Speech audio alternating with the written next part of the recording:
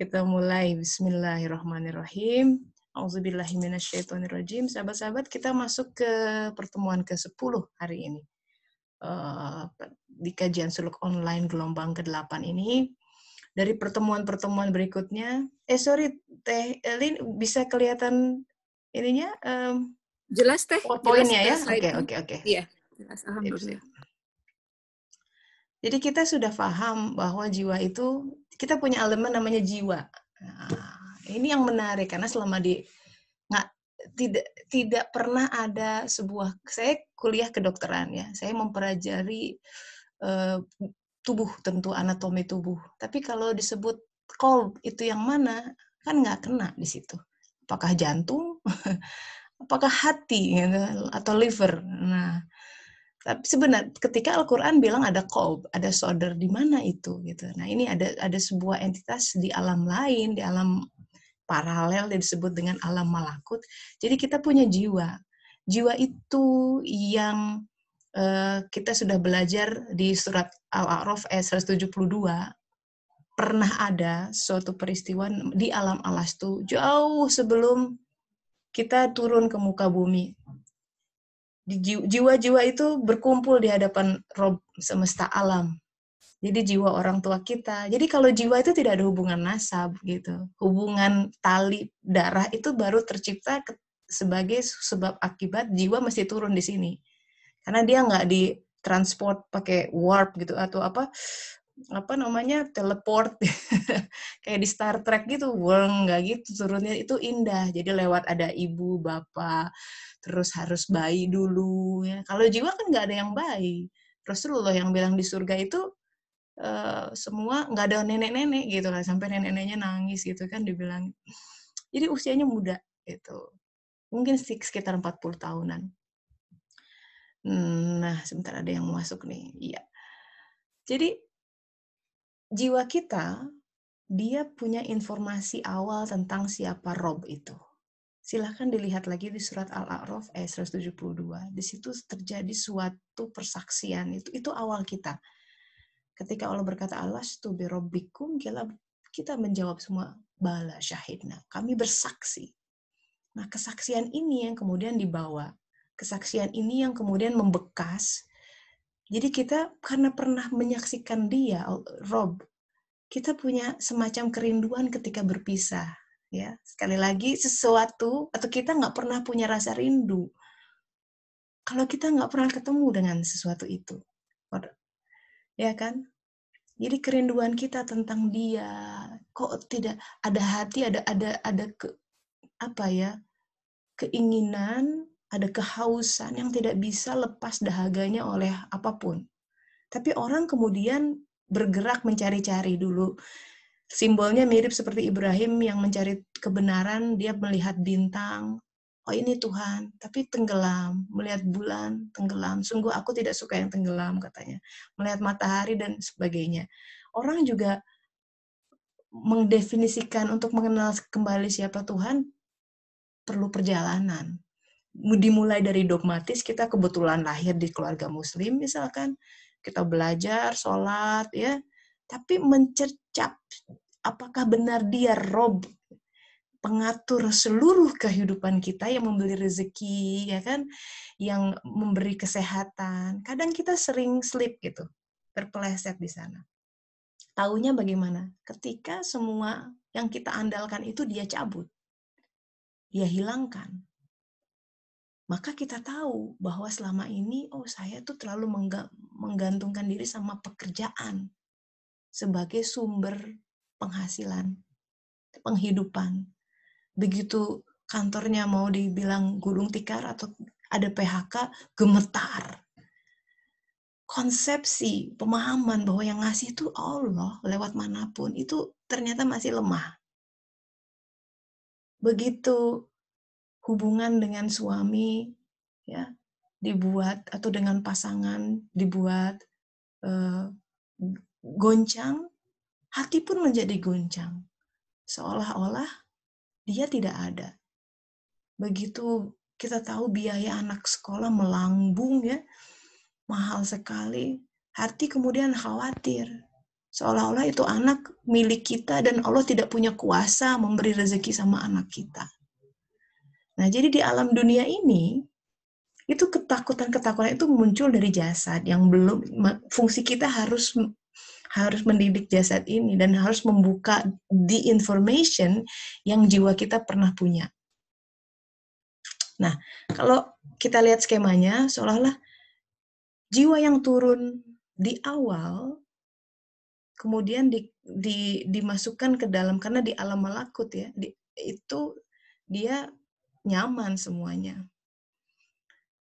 Lapar, dahaga itu dia baru kenal di alam sini, di alam dunia. Nah, skema besarnya adalah kita diberi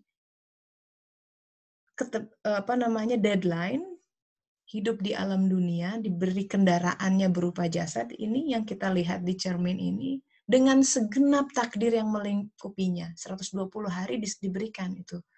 Masalah rezeki, ajal, amal, senang dan susah. Agar pada akhir kehidupan, jiwa yang diangkat sudah berbeda kualitasnya dengan jiwa yang ketika dia diturunkan ke bumi. Apa bedanya? Ini nanti kita lihat di surat An-Nur ayat 35 tentang cahaya-cahaya gitu, miskat cahaya-cahaya. Jadi jiwa yang sudah di-upgrade, nafs mutmainnah yang kembali kepada Robnya dengan mardia, jadi dia tenang gitu. Karena Robnya sudah ridho.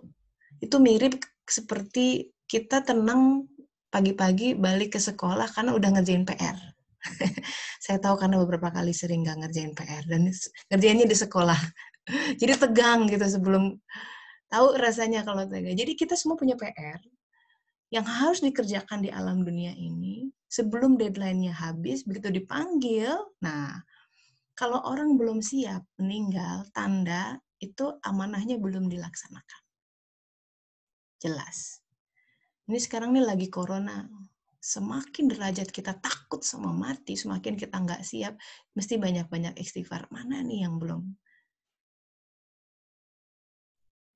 Pasti ada hal-hal yang luput gitu. Nah, itu yang selama kita masih diberi nafas, mohon sama Allah Ta'ala apa yang diluputkan. Barangkali kita terlalu banyak nabung sementara ada kiri kanan yang butuh. Gitu. Barangkali lemari pakaian kita kepenuhan, belum ada yang dikeluarkan. Jadi apa-apa yang kita miliki keluarkan. Itu makna wal asr. Demi masa, tapi arti lain adalah memeras. Jadi kita tuh selama di dunia harus ini ya, mentalitasnya ada what can I do, what can I do, what can I give gitu. Mirip kayak siapa tuh dulu Presiden Amerika tuh yang bilang don't ask what your country can give to you gitu, but ask what you can give to your country gitu. Kennedy kalau nggak salah. Ya, begitu. Jadi ini target secara umum, kita mesti upgrade jiwa kita. Nah, setiap jiwa yang turun ke dalam dunia ini membawa benih dari Allah Ta'ala. Setiap jiwa. Makanya kemarin saya posting ini tentang anak gitu ya. Si Rumi tuh bilang, kan saya ajarin Al-Fatihah, udah bisa. Saya bilang, kalau mama meninggal, tolong kirim sesering mungkin, kalau bisa tiap hari. Why? Dia bilang, ya itu kan mama di sana nggak punya. Kalau di sini lapar bisa ke supermarket, bisa ke pasar. Kalau di sana lapar, mama cuma nunggu doa. Cuma ada 4 hal yang bisa mengalir, amal soleh, doa. Nah, doanya diantaranya mama butuh. Kalau lagi dingin di sana, selimut dari mana? Nah, saya terangkan begitu sama anak. Oh, gitu. Karena kita sering nonton Star Trek, jadi di doa di sini bisa pindah ke other dimension, dia bisa kena gitu, ada imajinasinya gitu. Karena ini saya bilang parallel universe. Saya selalu bilang sama anak-anak, kalau meninggal, not the end of everything. Gitu. Saya cuma pindah ke universe lain. But we can still keep in touch. Gitu. Jadi, saya bilang gini, ketika posting itu, ada teman yang bilang, wah gimana, kok caranya, kalau anak saya nggak kayak begitu, gitu misalnya. Saya bilang, enggak, setiap anak itu jenius di bidangnya masing-masing. Saya tidak percaya ada anak yang kualitas KW2. Saya nggak percaya sama sekali. Saya nggak percaya. Itu notion ranking, bodoh, pinter, itu kan yang menciptakan society gitu kan, ya. Dan itu miss sekali gitu. Hati-hati. Karena setiap manusia itu kan Allah sendiri yang ya, tidak melihat tampangnya, ya, IQ-nya pun tidak, tapi hatinya yang kemudian menentukan bagaimana dia menyikapi apa-apa yang Allah berikan. Jadi bagaimana kita bisa mengklasifikasi itu kelas 2, kelas 3, kurang pintar, kurang berdasarkan apa-apa yang Allah berikan, nggak fair gitu. Seperti halnya ada karikatur tuh ya, kalau seorang ikan itu dites, kamu harus manjat pohon, itu kan dunia edukasi pendidikan gitu, semua ditesnya sama, padahal nggak semua bisa matematik, nggak semua pinter bikin essay dan lain sebagainya. So anyway, setiap jiwa kita membawa benih yang harus ditumbuhkan di bumi ini. Nanti Al-Quran bicara tentang pohon Thayyibah gitu. Nah, untuk deskripsi ini, berikutnya kita akan lebih sering mendengar term-term ini gitu. Silahkan dibuka surat An-Nur ayat 35. Nih ya, saya buka online. Kita lihat sama-sama. Saya share screen. Surat ke-24, sahabat-sahabat, kalau bawa Al-Qurannya silahkan.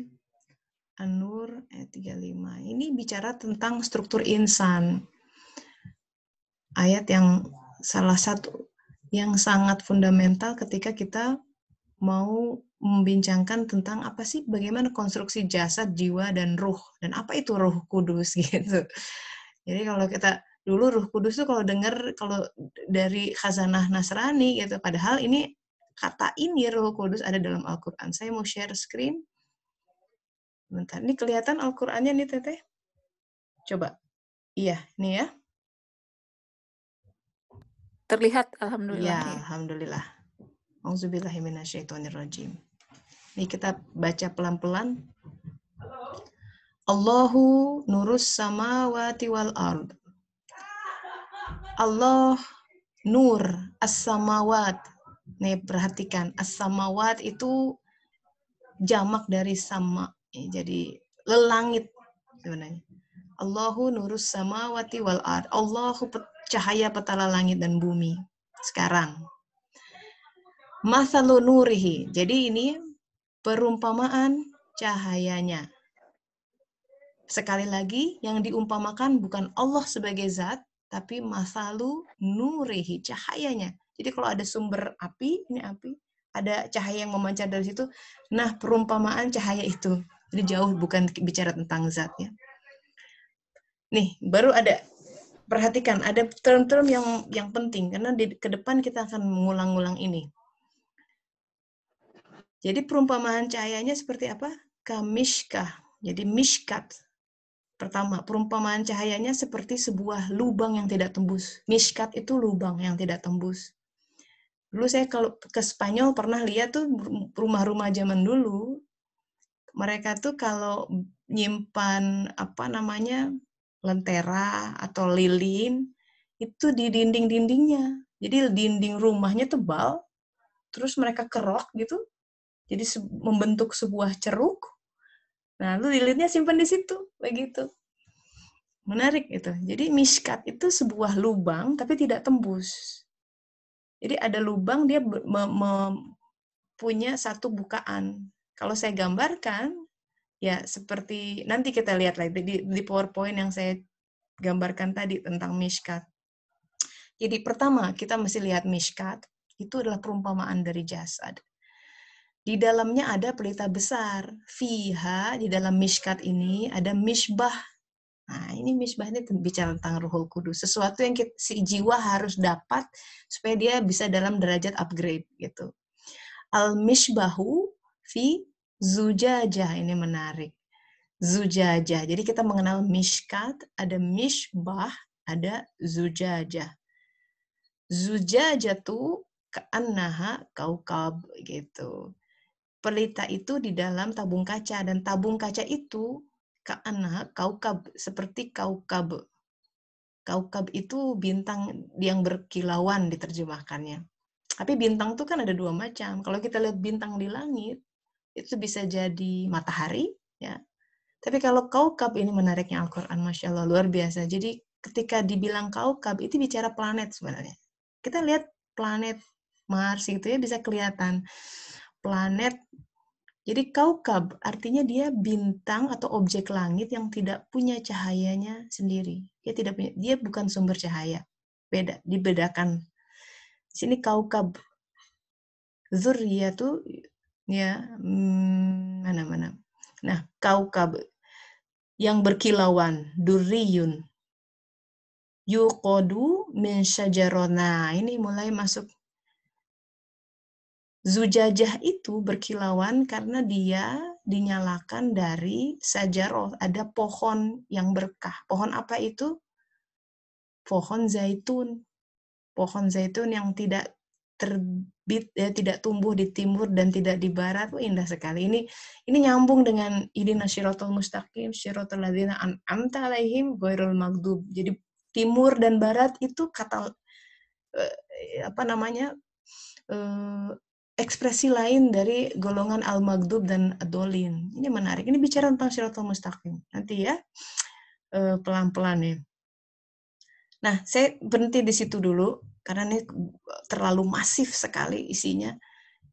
Satu ayat ini aja bisa 10 pertemuan gitu. Tapi yang mau saya contoh di sini adalah kita akan berkenalan dengan term-term Al-Quran. Dan kita akan gunakan ke depan term itu apa adanya. Jadi di jasad, nah ini. Saya kembali ke PowerPoint ya, Telin, bisa kelihatan ya semuanya juga? Bisa, Teh, bisa. Oke, nah tadi mishkat, itu lubang yang tidak tembus, itu perumpamaan dari jasad.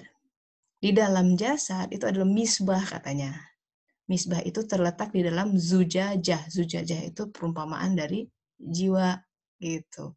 Ini bicara tentang struktur target. Kita belum ke sana. Nah, target itu seperti itu, insan kamil tersebut. Nah, ini yang ditarget nanti harus si jiwa balik lagi. Nah, ini. Itu dalam surat An-Nur ayat 35. Nah, ya. Sekarang masalahnya jiwa kita yang dulunya benda langit, entitas langit. Ya. Itu kan tiba-tiba turun ke bumi.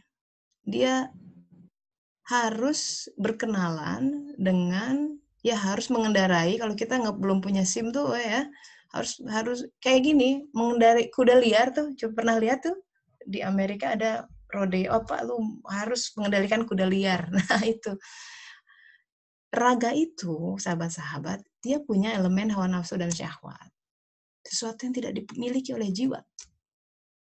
Pontang-panting jiwa kita menghadapi raga kita. Yang lapar tuh raga, yang pengen bakso gitu ya, pengen steak, pengen itu si raga gitu. Karena kalau jiwa kan alam malakut nggak makan itu semua. Makanan jiwa itu adalah kehendak Allah Ta'ala. Di dalam Al-Quran tuh, ketika Nabi Ibrahim dikunjungi oleh 2 malaikat, kemudian malaikat itu disuguhkan daging sapi, anak sapi ya kan tidak disentuh, bukan makanannya gitu.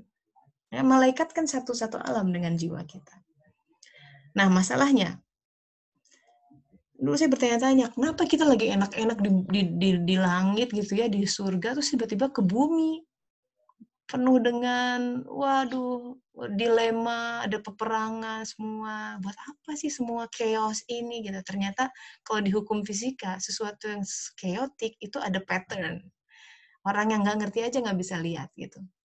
Mirip kayak pernah ini ya, tes buta warna, Ishihara chart itu. Kan itu ada dot banyak ya, tapi ada bisa kelihatan ada angka di situ. Di balik sesuatu yang buta warna nggak bisa lihat. Nah itulah, hidup tuh kadang seperti itu saya lihat. Sesuatu hal yang kayaknya chaos, tidak beraturan, tapi sebenarnya ada simbol-simbol di situ. Ada fraktal, ada lain-lain. Nah, jadi masalahnya kita ini ketika jiwa turun, kan kita setelah persaksian itu dikalungkan sesuatu di dalam diri kita. Kamu bakal turun di tahun sekian, hari sekian, jam sekian, itu sudah ada. Dan kemudian pada 120 hari ditentukan di dalam hadis 4 hal. Rezekinya apa gitu. Jadi kita nggak kesini tuh bukan untuk cari rezeki. Rezeki itu tinggal di apa namanya ya? Rezekinya udah tersedia di pohon. Kalau kata guru saya itu kita upaya cari gantar gitu kan, udah ada di situ. Kalau nggak ikhtiar cari gantar ya nggak akan turun gitu. Jadi ajalnya kapan tidak bisa dimajukan, tidak bisa mundur. Itu juga yang harusnya bikin kita tenang. Kalau belum saatnya meninggal karena corona, walaupun masuk ICU bakal selamat. Tapi kalau sudah saatnya meninggal, nggak corona pun meninggal gitu ya. Nah, yang menarik sahabat-sahabat, kita lihat di surat Al-Baqarah ya. Surat kedua ayat 29 sampai 30. Ini bicara tentang, jadi memang dari awal Allah itu desainnya itu aku hendak menjadikan khalifah di bumi katanya gitu. Ini yang menarik gitu. Jadi memang by design Adam, ya Bani Adam, kita adalah Bani Adam mesti turun dari bumi. Kenapa? Nah, saya pikir ini ada hal yang menarik di ayat ini. Coba perhatikan ya. Karena hanya manusia yang bisa menampung dia yang punya aspek lahir dan batin. Sesuatu yang para malaikat muqarrabun pun, ini di dalam ayat ini sahabat-sahabat, mereka yang protes ini, coba lihat ya, di terjemahannya. Jadi dulu ketika Tuhan Allah Ta'ala berfirman kepada para malaikat, ini bukan sembarangan malaikat, malaikat muqarrabun. Karena udah bicaranya udah teng-tong gini. Jadi malaikat tuh ada macam-macam. Malaikat muqarrabun tuh malaikat tertinggi kayak Jibril, Mikail, Israel itu. Allah berfirman, aku hendak menjadikan khalifah fil ard. Terus mereka protes, apakah engkau hendak menjadikan orang yang merusak dan menumpahkan darah di sana?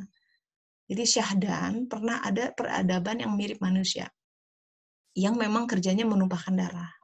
Maka mereka punya referensi, bisa berkata begitu. Kenapa nggak kami aja gitu? Cukup dengan kami kan bertasbih dan muqaddisullah, mensucikan namamu. Dia berfirman, aku mengetahui apa yang tidak kau ketahui. Jadi aspek, kalau malaikat tuh bisanya naik terus, tapi ada aspek lain. Jadi Allah itu punya aspek lahir dan jadi zahir dan batin. Bumi kita, alam mulkiyah yang tengah kita hidup sekarang ini adalah seperti titik terjauh dari jubah ciptaannya. Tapi karena dia ingin merahmati seluruh semesta, maka alam mulk ini mau nggak mau harus ada yang turun di sini. Dan malaikat nggak bisa, karena dia tidak punya raga. Manusia dikirim, dipasangkan dengan raganya. Begitu. Makanya di ayat sebelumnya, di ayat 29-nya, dia yang menciptakan segala yang ada di bumi untukmu, kemudian dia menuju ke langit. Nah, ini menarik. Seperti seolah-olah pertama penciptaan bumi dulu, kemudian menuju ke penciptaan langit. Padahal the other way around. Gitu. Banyak hal yang banyak twisted ya, sahabat-sahabat. Kalau kita hanya membaca sedikit, dan kita udah langsung jump into conclusion, kayak zaman dulu, masalah geosentris, heliosentris bikin seorang Galileo dibunuh gitu. Ya, hanya masalah itu. Tapi kan sebenarnya bisa juga geosentris, iya tergantung sudut pandang. Heliosentris, iya tergantung sudut pandangnya juga, gitu loh. Jadi di ayat 29 dibicara tentang pembentukan bumi dulu. Ya, jadi selama 40 tahun bumi kita didesain tuh sebenarnya. Di ini kita kembali bentukan bumi. Makanya pembentukan bumi di surat Fussilat tuh 4 hari, langit cuma 2 hari. Betapa sulitnya tuh membentuk si jasad, si raga ini supaya dia menjadi bermakmum kepada imam yang seharusnya jadi imam adalah jiwa kita. Makanya ketika jiwa diturunkan, dia akan dipasangkan dengan raga yang sudah Allah desain. Kita bisa paham Kenapa dari awal rezekinya sudah diatur, ajalnya diatur. Itu mirip seperti benih ya. Sang penanam benih, Allah Ta'ala tahu ini benih hanya bisa tumbuh optimal di tanah yang apa. Kan kalau orang sarjana pertanian tahu tuh, di ketinggian yang mana. Dan curah hujannya seperti apa. Kan nggak semua, kalau benih padi dia bisa tumbuh di tanah yang becek. Benih yang lain dikasih tanah becek, mati. Kaktus bisa tumbuh di tanah kering, benih yang lain mati. Nah, Allah Ta'ala tahu, ini si jiwa ini nih, benihnya bakal tumbuh, saya kasih di tahun sekian. Setelah Perang Dunia Kedua, misalkan ya, di keluarga yang ini, di negara yang ini, dengan semuanya itu rezekinya, ya diaturin. Ya, ada kantong orang yang kantong rezekinya gede gitu ya. Jadi orang tuh kantong rezekinya tuh memang udah ini ada yang segede ember, ada yang segede kolam renang, ada yang segede danau. Gampang aja gitu buat yang segede danau, cuma lirik kiri kanan tiba-tiba datang proyek. Masalahnya harus dipertanyakan itu untuk apa gitu. Karena bukan untuk dirinya saja. Kalau buat dirinya cukup dengan sepiring nasi, ya buat anak-anaknya, nah sisanya itu yang harus ngeri itu sebenarnya. Kalau diberi banyak rezeki itu mikir, apa ya? Saya juga suka begitu tuh. Bener tuh, sahabat-sahabat.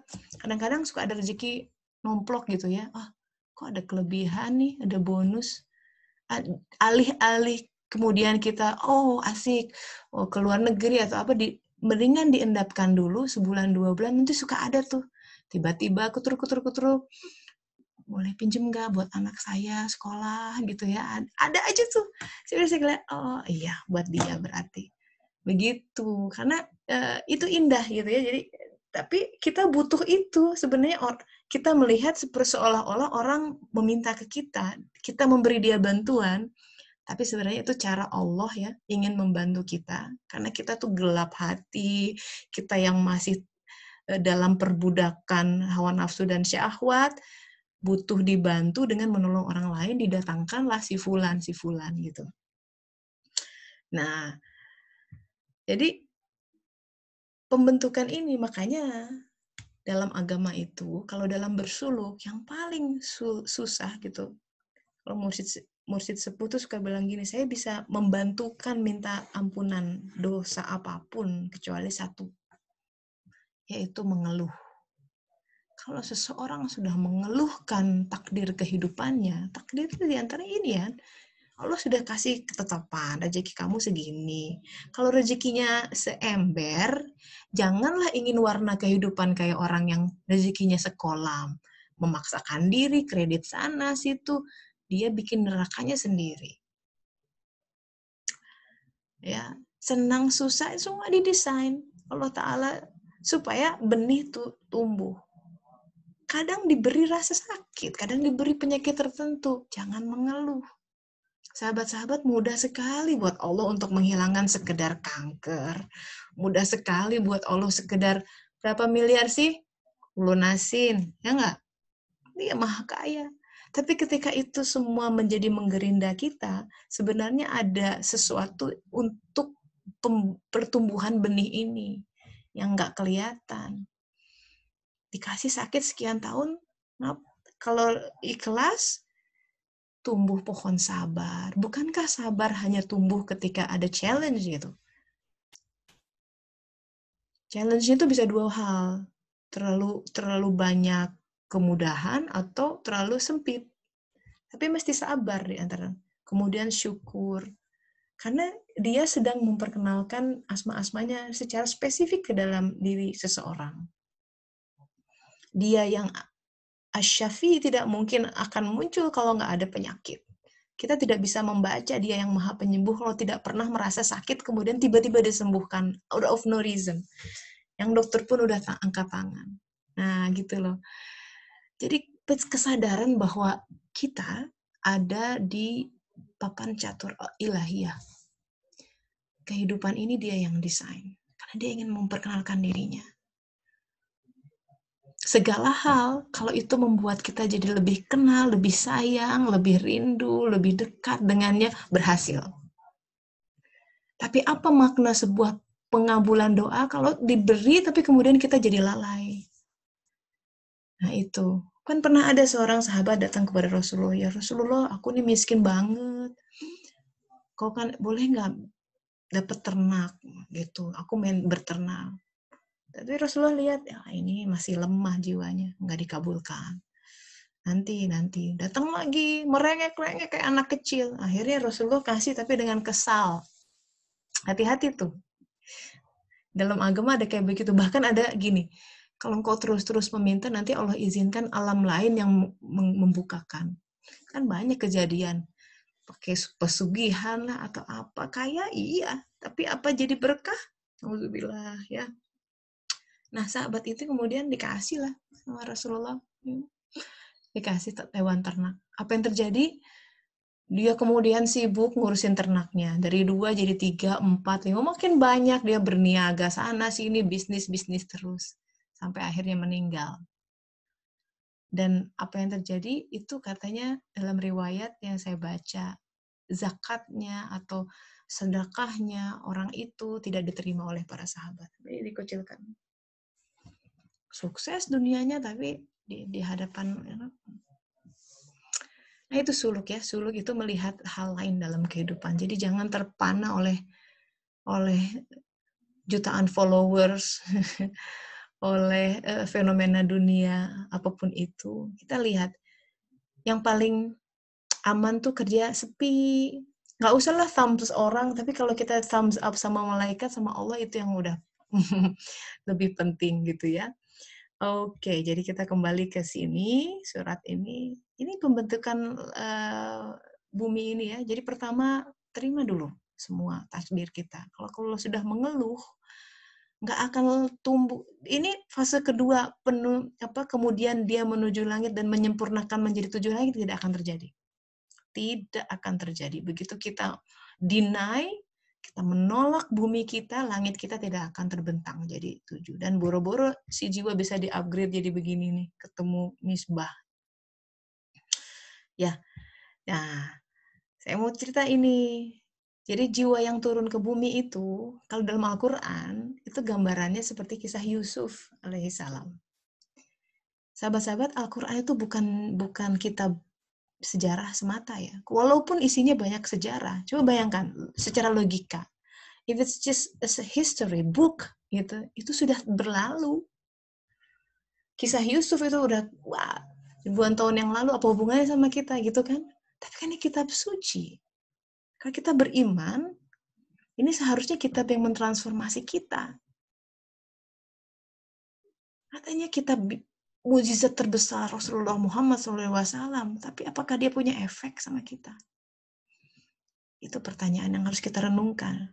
Jadi setiap peristiwa dalam Al-Quran itu pasti ada kaitannya dengan, jadi selalu lihat ke kita dulu. Ketika Al-Quran bicara tentang Yahudi, Nasrani, nggak usah lihat keluar dulu, lihat ada Yahudi, ada Nasrani ke dalam diri kita nggak? Aspek-aspek itu yang harus kita pahami.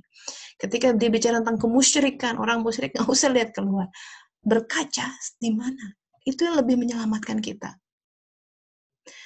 Yusuf adalah gambaran dari jiwa. Coba bayangkan kisah Yusuf dari awal ya, dijebloskan ke sumur sama saudara-saudaranya tuh. Lambang hawa nafsu. Di jiwa itu dijebloskan oleh hawa nafsu. Kemudian setelah lepas, dijebloskan lagi di penjara, di bawah tanah juga gitu. Nah, Yusuf adalah simbol jiwa yang terpenjara. Jiwa kita, we grow up. Dari anak, puber, ternyata memenjarakan jiwa itu yang maksud hadis Rasulullah, setiap anak terlahir fitrah adalah orang tuanya menjadikan dia Yahudi, Nasrani, Majusi. Tidak secara agama saja mungkin ya, tapi ada yang penting adalah aspek-aspek keyahudian yang cintaan dunia satu sisi, aspek kenasranian yang terlalu, dia sebenarnya Nasrani itu mencari Tuhan tapi tersesat gitu. Itu maksudnya aspek Nasrani. Bukan bicara tentang agama orang ya, kita mau enggak ya, tidak perlu ke sana. Kita menghormati agama yang lain, tapi aspek Nasrani adalah sebuah ketersesatan. Itu simbol ketersesatan dalam Al-Quran. contoh kesesatan tuh ya, maksudnya orang tetap muslim. Kita hati-hati tuh mendidik anak terlalu streng agama. Kita jadi mendidik dia jadi ya melupakan aspek dunianya gitu. Harus keras. Jadi keras. Itu bisa kayak kejadian di Prancis hari ini kemarin ya. Oh, lihat itu keras. Melupakan aspek syariat bermasyarakat. Hati-hati. Ya, itu kekerasan di ujung ke ujung itu makanya nggak mudah. Nah, jiwa terpenjara oleh hawa nafsu dan syahwat. Hawa nafsu itu ada dua, sahabat-sahabat, jangan salah. Jangan selalu bilang, oh, hawa nafsu itu, oh, mungkin seks, or drugs. Enggak. Hawa nafsu itu ada hawa nafsu positif, hawa nafsu negatif. Jadi, hawa nafsu yang positif itu, dia hawa nafsu naik, ngajak ke atas. Contoh, buat ibu-ibu nih ya, misalkan kita nih, gitu. Wah, hawa nafsu positif. Pengennya tuh sholat terus. Ini anak-anak ini ribut. Gak bisa sholat tepat waktu itu saya banget memang. Jadi itu hawa nafsu positif. Jadi kadang kita tuh pengennya, kalau siang nih terutama ngurusin anak gue teh yen 4 kalian. Wah, lagi lockdown begini di rumah semua. Hawa nafsu kita berkata, aduh coba ya anak-anak di luar atau apa, aku hanya ingin sholat duha aja ini susah. Nah itu, udah mulai ngeluh. Itu awal, sepertinya kepada agama tapi hawa nafsu. Kenapa hawa nafsu? Sifat hawa nafsu itu dia cenderung menyesatkan orang dari Shirathul Mustaqim. Ada tuh di dalam surat Yusuf, Hawa itu cenderung menyesatkan kecuali yang dirahmati Allah. Bahwa kita tidak menerima kehariinian itu pasti digelincirkan oleh hawa nafsu gitu. Nah, jadi artinya orang jadi susah menerima ketetapan hari ini gitu ya, yang bahwa ketetapan harus lockdown, ketetapan nggak bisa sering-sering keluar rumah, nggak bisa jalan-jalan kayak dulu misalkan. Hati-hati, itu hawa nafsu. Namanya hawa nafsu positif. Keikat si jasad, si jiwa. Kemudian hawa nafsu negatif ya jelas ya, yang dia ingin dipandang orang hebat atau syahwati dan lain sebagainya lah yang lebih negatif. Nah, semua itu kemudian memberangus si jiwa, sahabat-sahabat. Sedemikian rupa sehingga dia kehilangan power. Itu kayak Superman kena kryptonite gitu. I'm sorry, I watch too many Hollywood movie probably. Jadi imajinasi saya tuh banyak yang datang dari kisah-kisah kayak begitu. Tapi jadi terimajinasi gitu ya. Jadi kalau Superman, walaupun dia hebat ya apa tuh dihadapkan sama kryptonite, dia lumpuh, nggak bisa ngapa-ngapain. Itu mirip seperti itu. Jiwa kita, wow, kemampuannya luar biasa. Kalau cuma ngandelin akal sini mah, itu kenapa zaman dulu Islam pernah mencapai puncak peradaban. Karena orang-orangnya banyak yang sudah insan kamil gini, yang udah ini konstruksinya udah begini. Jadi kepintarannya itu dapat boosting dari jiwanya. Makanya banyak yang polymath, pintar ini itu. Tidak hanya demikian, tapi dia bisa melihat Allah di situ, nah itu hebatnya. Jadi bukan pintar-pintar keblinger jadi ateis, tapi dia bisa lihat itu mata airnya di situ dari Allah Ta'ala. Jadi berkahnya bisa sampai berabad-abad kita rasakan. Beda ya, karena jiwa akan mengenal, karena dia pernah lihat Rob, ilmu-ilmu atau khazanah yang datang dari dia akan dia kenali. Tapi khazanah-khazanah yang datang dari hawa nafsu akan terasa garing dan nggak akan bertahan lama gitu. Karena itu ya, kebenaran itu selalu abadi dan yang tidak hak akan luntur dengan sendirinya. Hawa nafsu juga begitu. Kalau mau tahu ya, sesuatu hal itu hawa nafsu apa enggak, ajak aja dia maraton. Ya, misalkan, makanya tuh saya pernah dikasih advice oleh seorang psikolog teman saya. Kalau kamu menginginkan sebuah benda, ya, jangan, misalnya kita pengen belanja nih, pengen beli handphone baru nih kayaknya. Jangan selalu ikuti keinginan kompulsif gitu. Jadi pengen sekarang langsung beli hari ini, jangan. Berat itu. Pertama kita harus hisab, yang kedua siapa tahu itu peruntukannya untuk yang lain uangnya. Tahan, makin lama ya, kalau yang namanya hawa nafsu katanya itu makin pudar. Dulu suka, tapi sekarang udah nggak suka lagi itu hawa nafsu. Hawa nafsu itu dia nggak kuat diajak maraton. Sesuatu yang abadi, sesuatu yang berasal dari diri kita, mau ngerjain bertahun-tahun juga terus aja manteng di situ. Hawa nafsu nggak akan bisa seperti itu, karena itu hawa nafsu biasanya berkongsi dengan sifat setan, yaitu tergesa-gesa. Pengennya cepet, instan, sekarang juga. Nah, itu hawa nafsu. Nah, sekarang, kalau memang kondisi jiwa yang terpenjara, itu konsekuensinya matanya jadi buta, padahal dia punya mata. Kita tuh punya indera dalam, sahabat-sahabat. The reason kenapa kita nggak bisa lihat alam malakut, gitu ya, karena, nah, mata ini dalam Al-Quran nih, kalau kita nggak bisa lepas dari penjara raga kita, nauzubillah ya, kemudian meninggal, nauzubillah, ngeri. Jadi orang yang jiwanya tidak bisa lepas dari ikatan raga itu katanya dia bisa merasakan ketika badan jasadnya dikubur, bisa merasakan sesaknya. Kan dikubur tanah, coba ya, di kegelapan. Sesak kan, nggak ada udara, kerasa tuh, karena masih lengket. Ngeri ya. Kemudian sekian minggu belatung mulai makanin kulit-kulit kita, itu kerasa sakitnya. Sekian tahun bumi mulai menghimpit karena dia bergerak kan bumi. Kadang bisa meremukkan tulang-tulang, kerasa. Nauzubillahimindzalik. Karena apa? Kita lalai melepaskan diri. Nah, itu kenapa ada namanya azab kubur. Jadi alam barzakh itu adalah penebusan, pembersihan untuk dosa-dosa pribadi.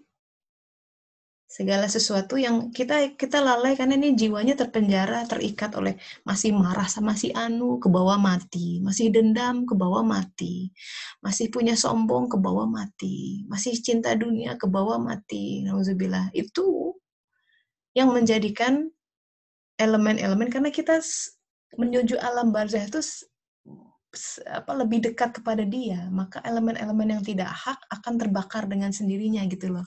Bukan maksud Allah Ta'ala untuk yang dia kejam, menyiksa, tidak sama sekali. Tapi apa daya ketika kita datang kepadanya masih membawa hal-hal yang tidak hak, tidak suci, terbersihkan dengan sendirinya, tersucikan dengan sendirinya, dan itu menyakitkan. Makanya guru saya suka bilang, kamu ya menderita di bumi ini 50 tahun sekalipun gitu, gak ada apa-apanya dibanding penderitaan yang harus ditanggung di alam barzakh. 5 menit saja. Coba bayangkan. Jadi teman-teman kita yang sudah tiada, handai tolan, orang tua itu betul-betul menunggu doa kita. Ada hadisnya banyak tuh ya, tiap Jumat datang, lihat, ada yang doain, dia akan pulang dengan sedih kalau anak-anaknya nggak ngedoain. Sedih sekali. Dia akan sedih kalau lihat, wah, harta warisannya malah dijadikan rebutan, ya. Malah tidak jarang dibaca ada yang sampai bunuh-bunuhan, nauzubillah.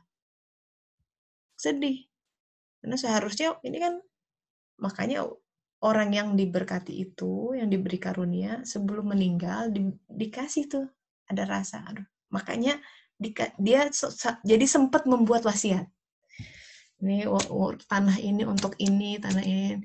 Karena dia butuh bekal, sahabat-sahabat. Kemarin ya ada salah seorang sahabat, orang tuanya meninggal. Terus dia dapat mimpi. Saya lihat orang tua saya nunggu, duduk, ini termenung sampai sedih gitu mukanya. Dia konsul ke guru gitu. Ya itu menunggu doa. Nah, kita kan ada nganterin orang tua dibacakan gitu ya. Itu ada efeknya gitu memang. Betapa kita butuh bekal, sahabat-sahabat. Betul, bekalnya nggak banyak. Aduh, Masya Allah, waktunya nggak banyak, bekalnya minim. Coba bayangkan, kalau kita keluar negeri aja ya, berbekalnya bisa berbulan-bulan sebelumnya. Ya, itu tas 2 cover, segede gitu, penuh. Padahal kita ke alam barzakh bisa ribuan tahun. Kopernya segede apa gitu. Padahal kita nggak bawa apa-apa. Coba bayangkan. Balik lagi kafan, yang sekarang bawa apa bekalnya? Nah, kata hadis Rasulullah, 4 itu ilmu yang bermanfaat, mengalir. Bahkan ada begini, kalau kita berjuang di sini, ya, berjihad untuk melepaskan diri dari ikatan ini, perjuangan kita pun akan dihargai di sana, mengalir, begitu katanya. Kita berjuang melepaskan malas. Sebenarnya aku tuh benci banget sama orang itu, tapi aku berjuang nggak boleh benci lagi. Istighfar, istighfar, istighfar. Sampai Allah betul-betul mencabut kebencian itu. Berjuang untuk memaafkan orang, walaupun dia menyakiti kita.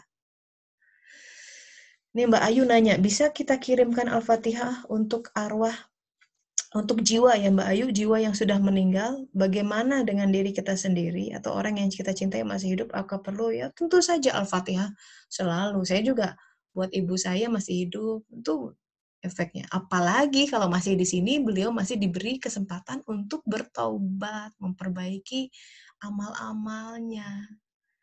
Gitu. Maka istilah Al-Quran tuh Allah memperbaiki amal-amal seseorang. Karena dia butuh untuk perjalanan nanti. Kematian itu lebih dekat dari apapun, sahabat-sahabat. Cuma kebanyakan orang lalai. Dan ketika lalai, mereka lalai untuk bersiap. Tadi ya, kita keluar negeri aja persiapannya berbulan-bulan, covernya banyak, uangnya masih ngumpulin. Kita ke alam barzah yang ribuan tahun, mau bekal apa? Sudahlah, dunia itu Allah sudah atur, Rabbul Alamin yang atur. Sekarang permasalahan kita adalah bagaimana kita menyikapi apa yang dia berikan. Setelah ini coba lihat ke dalam hati. Apa sih yang masih mengganjal? Barangkali masih marah sama seseorang. Barangkali masih belum ridho sama pasangan atau mantan. Barangkali hati masih silahkan identifikasikan elemen-elemen yang membuat kita mudah gundah gulana, dan itu mulai dari situ dulu istighfari. Karena kalau kita meninggal masih membawa itu berarti kita masih terpenjara dalam satu isu, kebakar di sana, ngeri sekali. Nauzubillah. Ya, apakah yang meninggal juga bisa mendoakan kita? Bisa menurut pengalaman saya. Jadi ya kan ada wali-wali tertentu gitu ya, bisa Rasulullah juga bisa. Apakah doa yang kita panjatkan untuk orang yang meninggal, orang yang sudah meninggal, ya tentu saja mendengar. Yes, kalau Allah izinkan. Kalau Allah izinkan. Nanti ada di surat Al-An'am 122 kalau nggak salah. Jadi apa kamu mengira orang yang mati itu sudah mati? Mereka masih hidup gitu. Ada dalam Al-Quran seperti itu ya. Jadi kita masih bisa berinteraksi dengan, kadang saya mimpi leluhur saya datang gitu ya, minta doa. Kadang kalau kita mimpi out of nowhere, mimpi teman kita gitu ya yang SMP, wah kok tiba-tiba itu, oh mungkin dia minta doa, kirim aja doa gitu. Nah, Al-Quran memberi solusi sebenarnya untuk keluar dari perbudakan ini, keluar dari jiwa yang terpenjara. Makanya ya kita sebagai anak ya, sumbangsih kita terbesar sama orang tua kita masing-masing adalah membebaskan mereka dari perbudakan. Perbudakan ini sahabat maksudnya, supaya jiwa lepas dari perbudakan raganya sendiri. Kita bantu, dikasih doa, didoakan gitu ya, diajak pengajian, sok mau apa, dibelikan buku-buku tertentu supaya ada gitu kesadaran tertentu, barangkali lewat situ taufik hidayahnya ada. Apa solusi Al-Quran supaya supaya jiwa bisa lepas dari cangkangnya, supaya dia matanya bisa lihat lagi? Karena kalau di sini buta jiwa, mata jiwa ya, meninggal di alam barzah, Anda jadi buta. Ayat Al-Qurannya ada dan kejadiannya betul. Coba, ngeri kan? Di sini makanya mereka dalam Al-Quran bilang, loh aku kan waktu di dunia dulu bisa melihat, kenapa di sini buta? Yang melihat tuh jasadnya, tapi jiwanya kita lalai untuk menghidupkan jiwa. Semua ngurusin dunia terus. Kita lalai melihat aspek lain dari kehidupan. Semua apa yang rasional kita lakukan terus. Kita lalai, sholat kita tuh lalai. tidak berfungsi menghidupkan jiwa. Padahal sholat itu berfungsi menghidupkan jiwa. Karena nggak khusyuk, karena mikirnya kemana-mana, karena nggak ada ihsan, tidak berfungsi. Padahal Allah hadir. Setiap malam kita lalai, padahal Allah hadir sepertiga malam terakhir. Itu berfungsi menghidupkan jiwa. Bagaimana jika kita melihat sesuatu yang akan mencelakakan namun kita tidak punya pilihan? Apa kita ganti niat saja? Ya kalau tidak punya pilihan ya berarti tidak punya pilihan gitu ya. Niat itu sesuatu hal yang halus, tapi kadang ngerel kehidupan memang harus ke sana gitu misalkan. Walau alam. Bisa jadi kita ditarik dekat dengan Allah karena doa dari orang iya betul. Doa dari orang tua dan juga berkah ya, misalkan punya kakek yang soleh, itu berkahnya karena secara DNA pun ada yang nurun itu dari kakek. Makanya dalam Al-Quran, doa itu sampai 2 generasi ya, anak cucu gitu. Nah kita juga berarti kan bapak, kakek, tersambung ke situ. Solusi dari Al-Quran di sini, di An-Nisa ayat 66. Coba sahabat-sahabat setelah ini mohon dibaca lagi ayat per ayatnya, buka konkordansinya di An-Nisa 66. Ini bicara tentang sekalipun telah kami perintahkan kepada mereka, bunuhlah dirimu, atau keluarlah kampung dari kampung halaman, ternyata mereka tidak akan melakukannya kecuali sedikit. Solusinya adalah bunuhlah diri atau keluar dari kampung halaman. Nah ini tadi ya, kalau kita ini jangan salah. Wah ini pengajian suruh bunuh diri. Bukan, aduh Masya Allah gitu ya. Nauzubillah, nggak boleh kan. Kita harus lengkap melihat. Di hadis lain, Rasulullah bilang, orang yang bunuh diri nggak disolatin jenazahnya. Jadi maksud bunuh diri di sini apa? Nah kita lihat. Ini Mbak Rani bisa di-mute. Suaranya masuk ini. Sebentar. Teh Rani bisa di-mute sebentar, Mbak? Ya. Oke. Anik tulu anfusakum. Jadi anfus. Jadi jiwa-jiwa yang belum tertransformasi itu harus dimatikan. Dalam arti diubah. Kita mesti hijrah. Nah, di sini jadi atau. Bukan dan, jadi atau keluar dari kampung halaman. Kampung halaman itu adalah comfort zone. Aku mah begini aja, yang nggak mau berubah ya sudah, susah. Sekali lagi, tapi di sini seseorang tidak akan bisa, jadi harus berserah diri. Jadi sekali kita berserah diri sama Allah Ta'ala, ya Allah, aku ingin berubah, Allah akan menurunkan kurikulum perubahannya. Yang dimaksud bunuh diri itu kayak gini loh, kalau Rumi bilang begini ya, aku mati sebagai mineral dan kemudian menjadi tanaman. Dari tanaman menjadi animals gitu, jadi hewan. And I died as an animal, baru jadi manusia. Kalau sudah jadi manusia, what should I fear? Itu.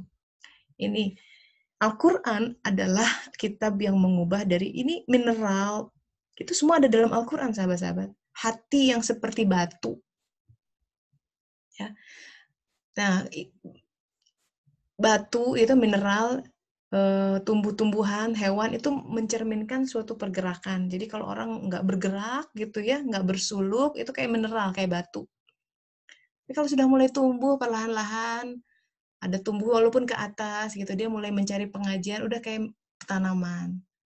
Tapi belum bergerak karena belum beramal soleh. Kalau mulai beramal, ya mulai cari-cari ini, ya mengerjakan kebaikan, udah seperti seperti animal, tapi belum sampai manusia gitu ya. Kalau sudah manusia, dia sudah punya akal dalam dan lain sebagainya. Nah, Al-Quran coba bayangkan.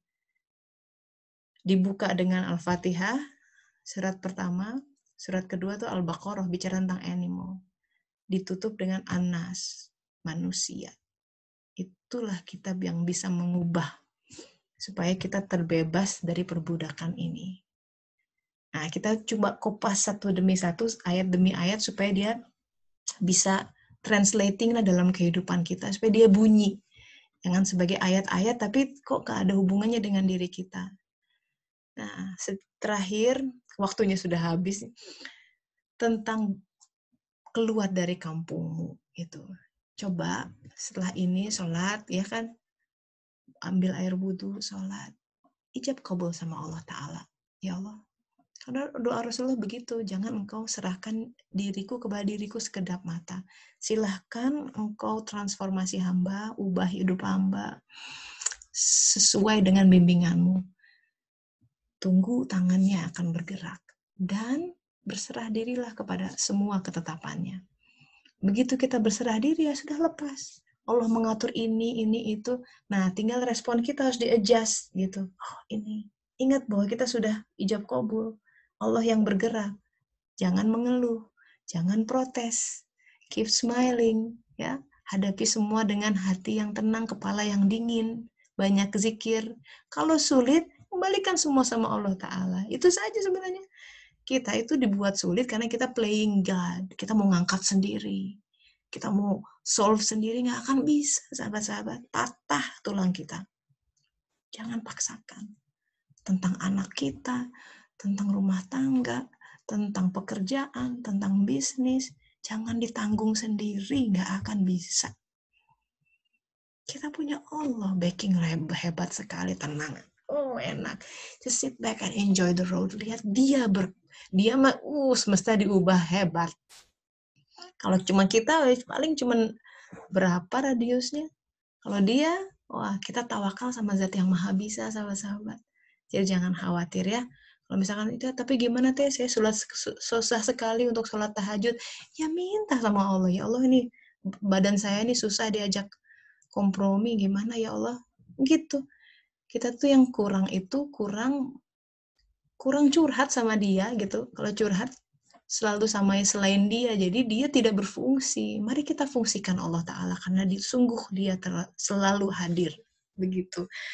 Aduh, mohon maaf nih tidak ada waktu untuk sesi sharing gitu ya, tapi semua udah chatnya, pertanyaan insya Allah sudah dibacakan. Tampaknya saya harus mengakhiri untuk pertemuan ini, sahabat-sahabat. Mohon maaf jika ada kekurangan.